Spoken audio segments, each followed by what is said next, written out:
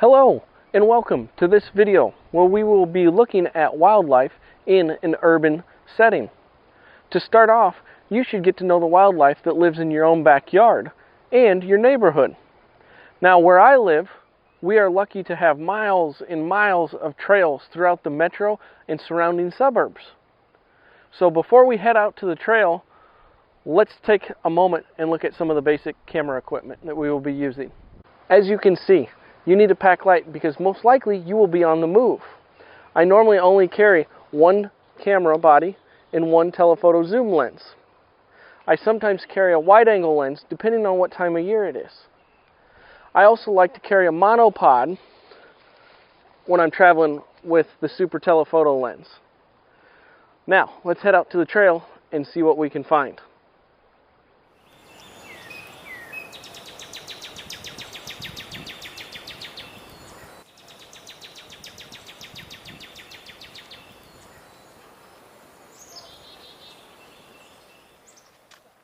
Now that we are out on the trail, keep your eyes open for the small movements in the grasses, the bushes, and the trees.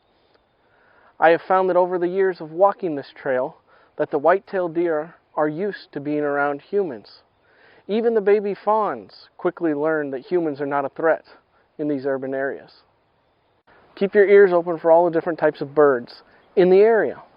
Since there are houses nearby with bird feeders, they bring in a wealth of different types of songbirds. A lot of the birds find refuge in the wooded areas along the trail, from the neighborhood Cooper's hawk and the barred owls.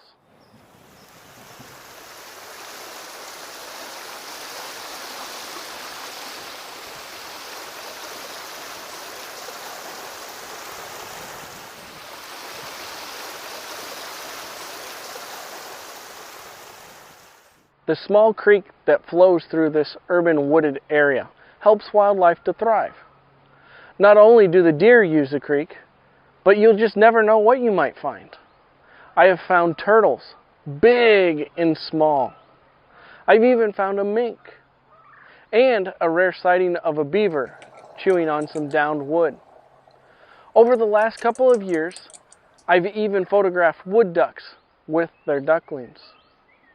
In the early morning hours and the late evening hours, you might find a raccoon or two coming out of their nesting sites. And if you're real lucky, you might even run across the neighborhood fox in search of a tasty meal. As we wrap up our journey, I hope that you have learned that there's a lot of wildlife that can be found in an urban setting. Make sure you keep your eyes and ears open, and make sure you're looking for the different clues that are sometimes in your own backyard. Lastly, remember, the more you know about a location and the animals, the more success you will have. Remember, seeing wildlife in its natural habitat is a true privilege.